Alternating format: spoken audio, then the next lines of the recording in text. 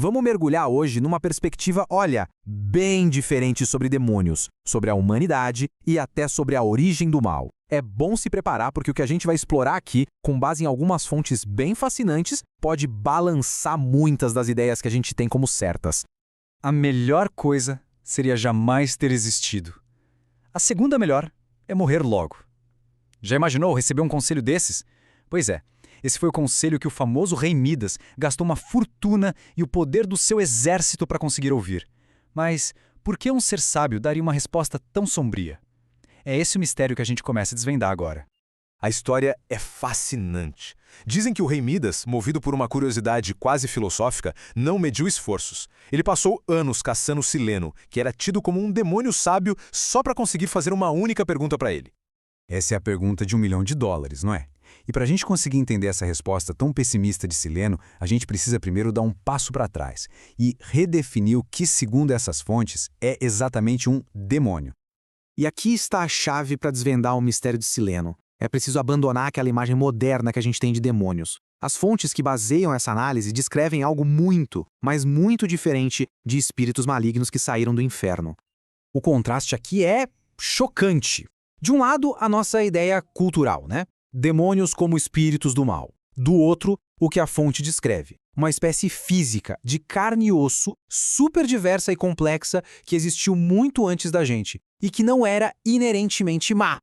Pensa só, eles eram uma espécie real, criada por uma entidade cósmica, chamada Javé ou Brahma, tinham poderes que a gente chamaria de divinos, mas ao mesmo tempo precisavam comer, beber, tinham necessidades físicas. E assim como nós, havia de tudo entre eles. Alguns eram bons, nobres, outros nem tanto.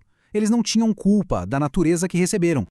Ok, mas como é que isso tudo se encaixa num plano maior?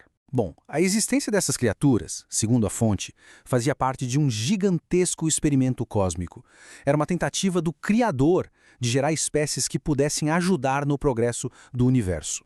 E o mecanismo central dessa criação toda era basicamente uma manipulação genética. Javé usava seu próprio DNA como uma espécie de matriz, mas controlava a porcentagem que ficaria ativa em cada espécie. E era isso que determinava os poderes e a natureza de cada uma.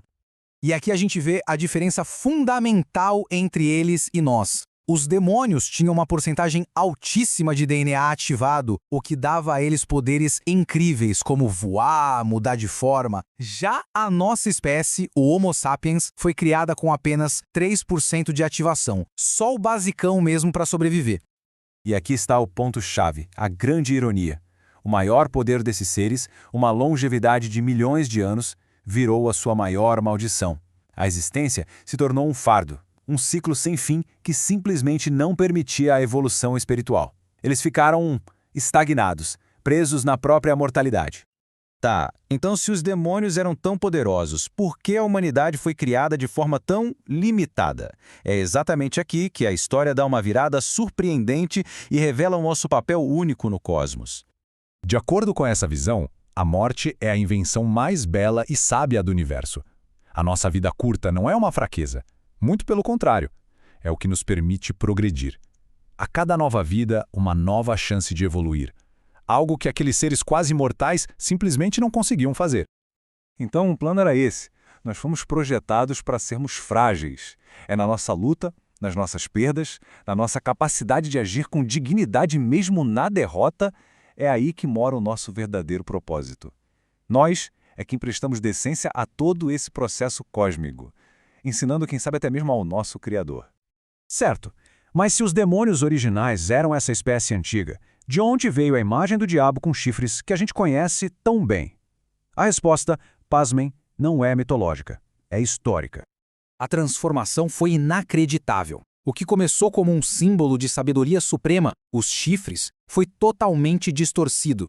Os templários veneravam uma figura chamada Bafomé como uma personificação da sabedoria. Só que, durante a perseguição que sofreram por motivos políticos, a Igreja e a monarquia francesa os acusaram de adorar o diabo Bafomé. Ou seja, o ponto crucial é este.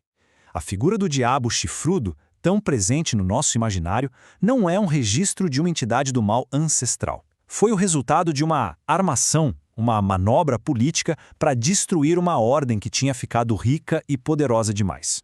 Isso tudo nos leva a uma pergunta final, para a gente refletir. Se uma das figuras mais importantes do mal na nossa cultura nasceu, na verdade, de interesses bem mundanos, que outras certezas que a gente carrega por aí podem ser só o eco de histórias mal contadas? Fica aí a reflexão. Obrigado pela companhia.